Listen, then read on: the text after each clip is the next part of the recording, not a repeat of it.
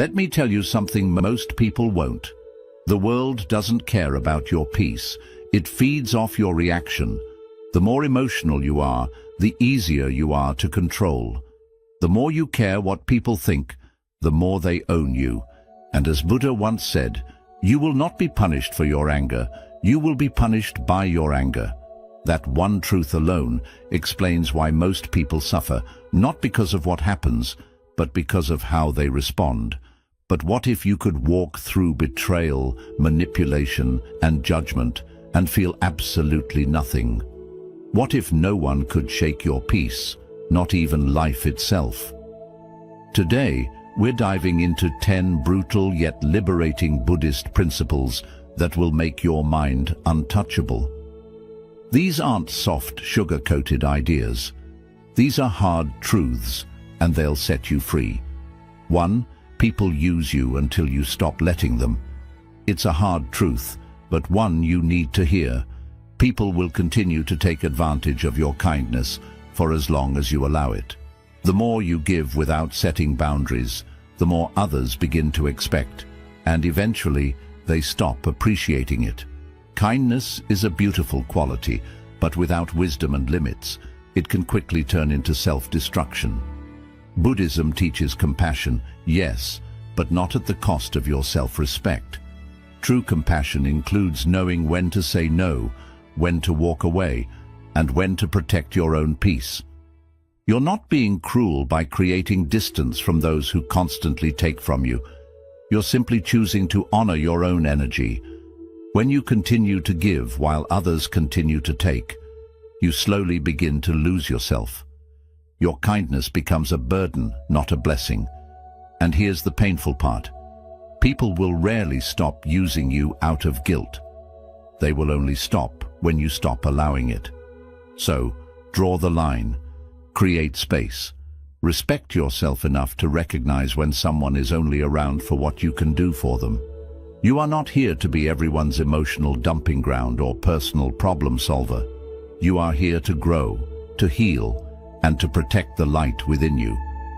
Remember, protecting your energy is not selfish, it's sacred, and no one else is going to do it for you. 2. Your emotions are being used against you. Most people don't realize this, but your emotions are one of the easiest ways for others to control you. The moment someone knows what triggers you, what makes you angry, insecure, jealous, or desperate, they can push those buttons anytime they want. And once they can control your emotional state, they can control your behavior, your decisions, and even your peace. Buddhism teaches us not to suppress emotions, but to observe them without attachment. When you react blindly, you're handing your power over to whoever triggered you. Think about it. How many times have you said or done something you later regretted, simply because someone got under your skin? That's not power. That's emotional slavery. The world is full of manipulation, from social media to toxic relationships to environments designed to provoke strong emotional responses. Why? Because emotional people are easier to control. Fear, anger, jealousy, and desperation can cloud your judgment and lead you down a path that isn't even yours. To stay mentally unaffected, you must become emotionally intelligent. You must train yourself to pause before reacting, to sit with your feelings instead of being ruled by them. You can feel anger without lashing out. You can feel fear without running. That's the strength Buddhism builds. Calm in chaos. Awareness in emotion. Remember this, the more emotionally reactive you are, the more easily you can be controlled. But when you master your emotions, no one can use them against you. You become unshakable, and that is true mental freedom. 3rd, kindness without power is self-destruction. Kindness is one of the most respected virtues in Buddhism, but kindness without strength becomes a weapon used against you. The world doesn't always reward those who are nice. In fact, it often tests them. If you're constantly kind to others while allowing them to walk all over you, you're not being spiritual, you're being silently destroyed. Buddhism teaches balance. Compassion must be paired with wisdom. Too often, people confuse being kind with being passive, and that's where the suffering begins. You say yes when you want to say no. You keep giving chances to people who don't deserve them, and you smile to keep the peace while dying inside. That's not enlightenment. That's emotional self-betrayal. Here's the truth. Not everyone deserves your kindness. Some people see your gentle nature as an opportunity to manipulate you, to take advantage of you, to use your silence as permission. And unless you learn to balance kindness with boundaries, your good heart becomes a target for those who seek to drain it.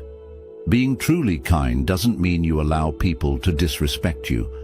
It means you help where you can, but you also walk away when needed.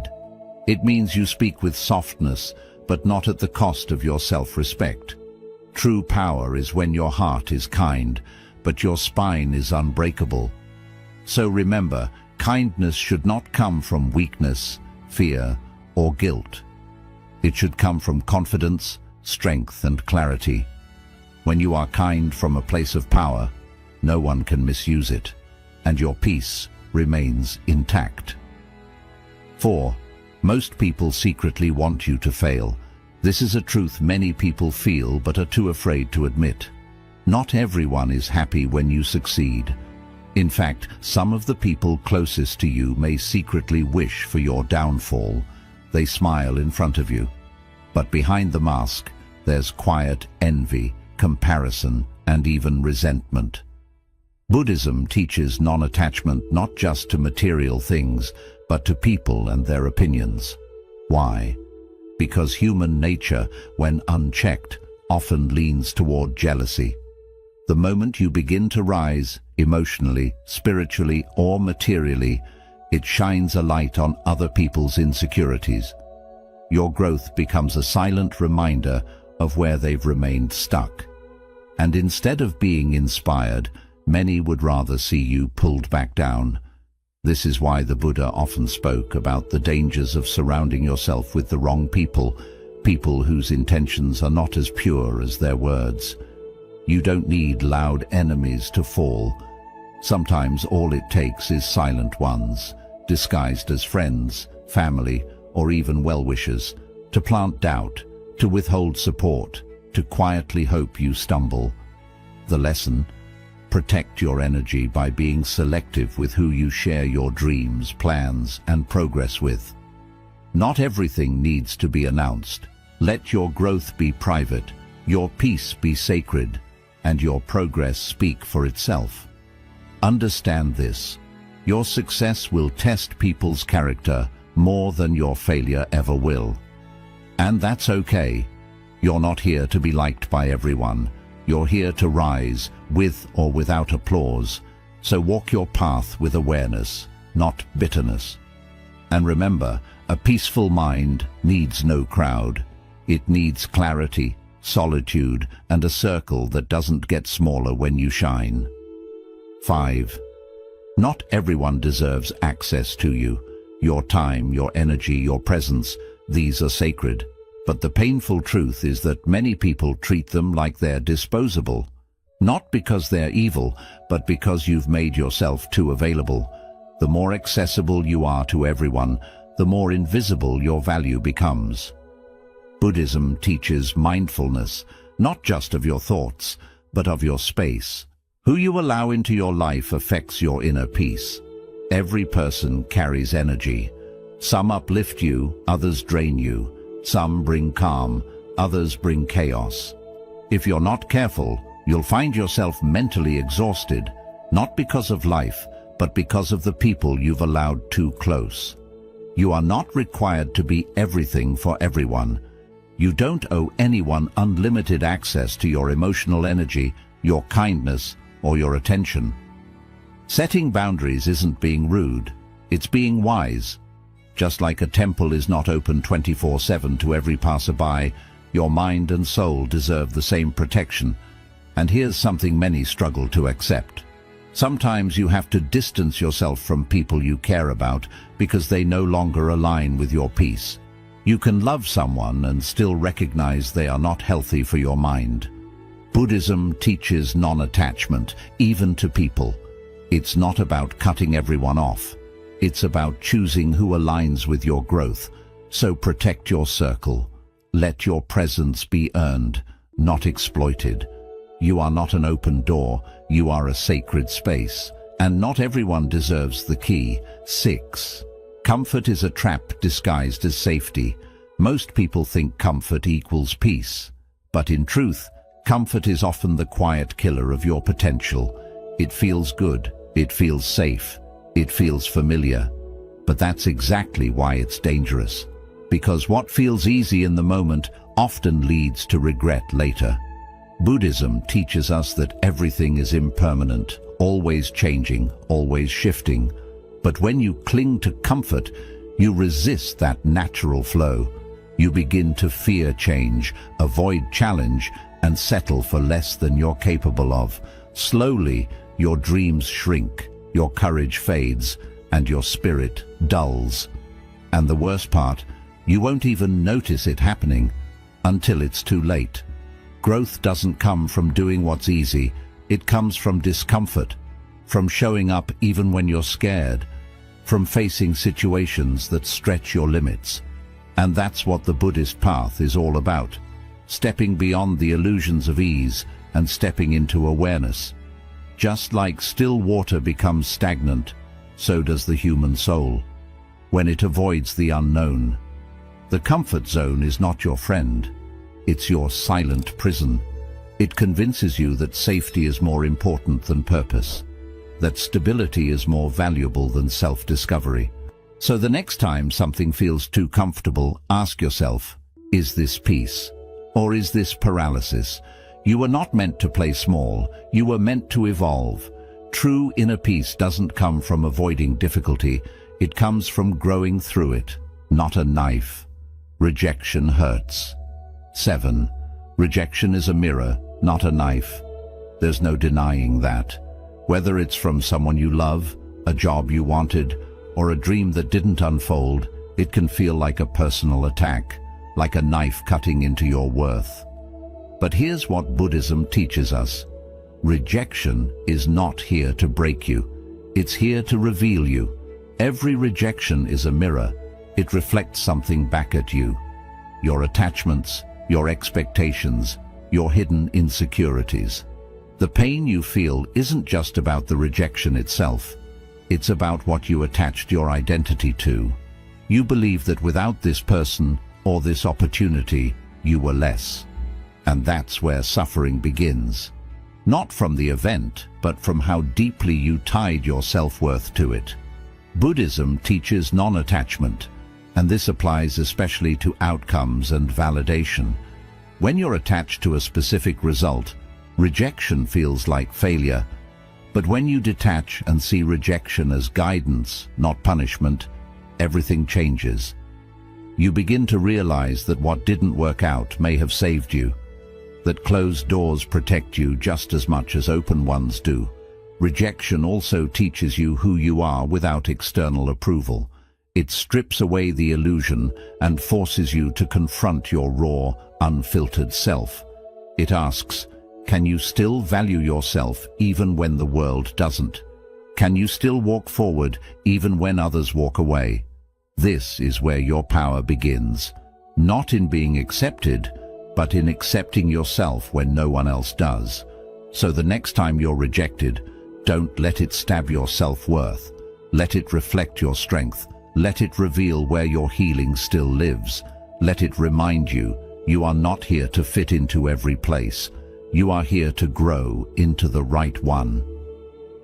8. Validation is the fastest way to lose yourself. At some point in your life, you started seeking approval. Maybe as a child, trying to win a parent's attention.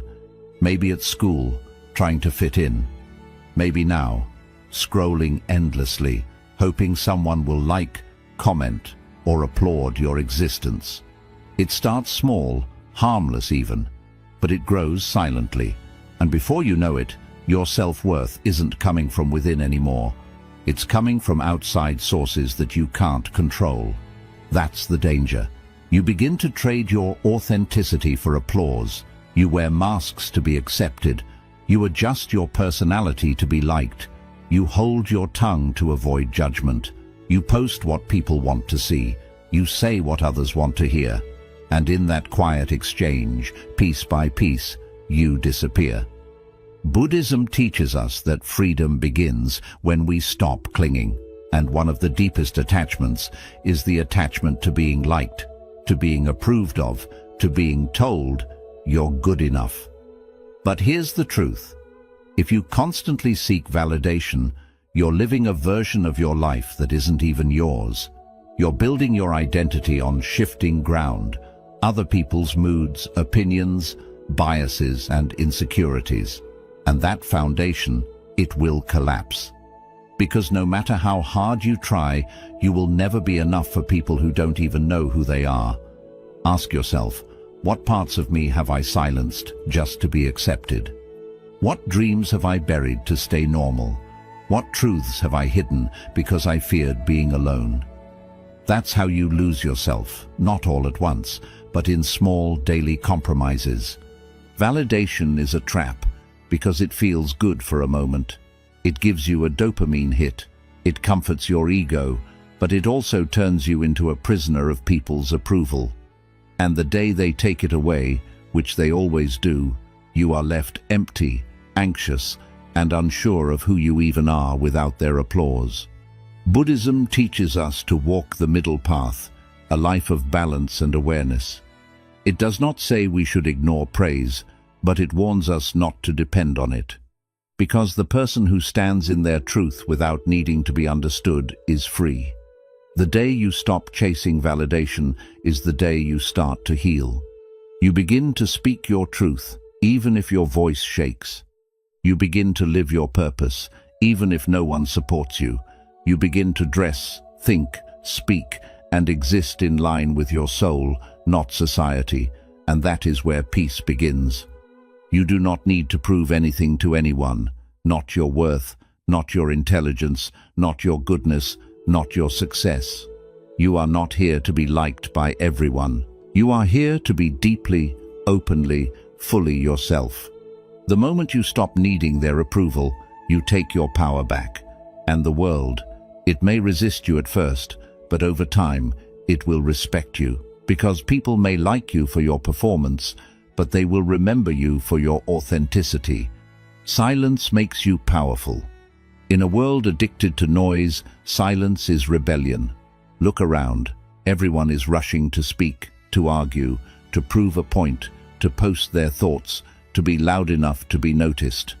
But the more people speak, the more they show their insecurities, their desperation, and their lack of control.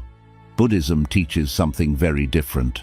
The most powerful voice is often no voice at all, because silence is not the absence of sound, it is the presence of power. When you are silent, you are not pulling away. You are in control. You are telling the world, I do not need to convince you. I know who I am. That calmness in the middle of chaos, that stillness in the middle of conflict, it scares people, because silence removes the game. It removes the reaction. It removes the control others try to have over you. You become unreadable, and unreadable people cannot be controlled. Let this truth sink in. The louder someone is, the more they reveal.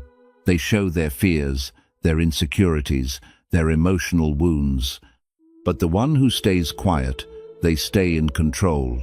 They reveal nothing, and in that nothing, they hold everything. That is why silence is feared. Because it forces people to face themselves, their guilt, their intentions, and the discomfort of not being able to predict or provoke you. Buddhism teaches us to respond, not react. And sometimes the best response is no response at all. Not because you are weak, but because you have risen above the level of the conversation. You do not argue with fools. You do not correct every lie. You do not chase every misunderstanding. Why? Because peace is more important than proving a point. When you practice silence, you protect your energy, your mind, and your spirit. You stop wasting time explaining yourself to people who never wanted to understand you. You do not drain yourself defending your actions to those who already made up their minds. You stop performing for a world that is not even paying attention. And what happens next? You start to observe more. You begin to understand human nature more deeply. You start hearing what is not being said. You see people's intentions. You notice manipulation. You sense dishonesty without a single word being spoken. Why? Because silence sharpens your intuition. You move differently. You no longer react to small drama, shallow opinions, or emotional traps. Your presence becomes rare. Your energy becomes untouchable. And your silence, it speaks loudly. It says, I do not need your validation. I am not here to argue. I choose peace over pride. I am listening. I am watching. And I see more than you think. People will begin to wonder, why are you not reacting? Why are you not defending yourself? Why does nothing affect you anymore? And the answer is simple. You have mastered detachment. You have learned to protect your inner peace. And you have realized that not every battle needs your effort. Because sometimes, the most powerful thing you can say is nothing at all. So stop speaking just to be understood. Stop reacting just to be respected. Start choosing silence as your strength. And watch how the world changes its tone when you no longer play their game. That is not silence from weakness. That is silence from mastery. Detached like nothing is yours. If there is one truth Buddhism teaches clearly, it is this. Clinging is the root of all suffering.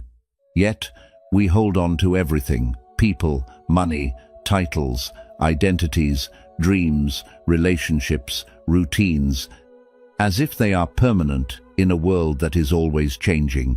But nothing is truly yours. Not your success, not your possessions, not even the people you love. Everything you have today can be gone tomorrow. And often it is. This is not meant to make you sad. It is meant to set you free. Because when you truly understand that nothing belongs to you, you stop trying so hard to keep what was never yours. You stop breaking down every time life changes. You stop begging for things to stay.